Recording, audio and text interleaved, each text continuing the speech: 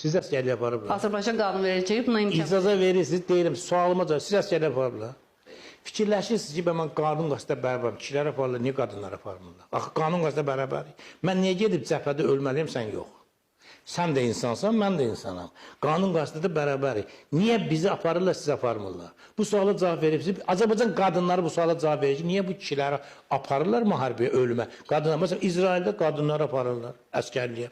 Norveçdə aparırlar, Amerikada aparırlar, İngiltərədə aparırlar, Almaniyada aparırlar. Müraciət edin, Azərbaycan qadınları da getsin əskəriyə. Ona görə aparmırlar ki, Azərbaycan milli və dini dəyərlərinə ziddir. Qadının gedib orduda xidmət eləməsi.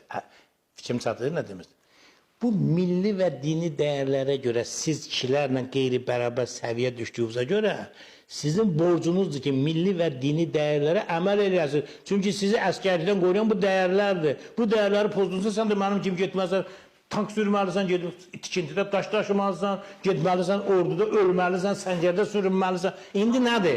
Gəlir bura. Azərbaycan qadınların bir qismi elə başa düşür ki, elə bir dəqiqə üzr istəyirəm, bu qadın azadlığı gedib otellərin qabağında durub ərəblərə xidmət eləmək deyil, masajxanalarda xidmət edib, Dubayda gedib həbsxanada yatmaq deyil, Türkiyədə gedib xalqa biabır eləməkdən deyil. Qadın azadlığını bir baxın görün də konstitusiyada və beynəlxalq qanun azadlığı deməlidir. Qadın da kişi kimi səs hüququ var, qadının da kişi kimi seçilmə hüququ var, qadının da kişi kimi sağlamlıq hüququ var, təhsil hüququ var. Qadının özbaşınalıq hüququ yoxdur, ərə tabi olmamaq hüququ yoxdur. Əgər qadının ərə tabi olmamaq hüququ olarsa, onda kəbin nəyə lazım? Kəbin müqavilədir.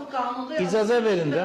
Şu qadın bərabərdir ailədə. Elə bir şey yoxdur ki, tabi olmalıdır. Bak dedim da, əgər bərabər isə niyə əskərliyə getmirsən?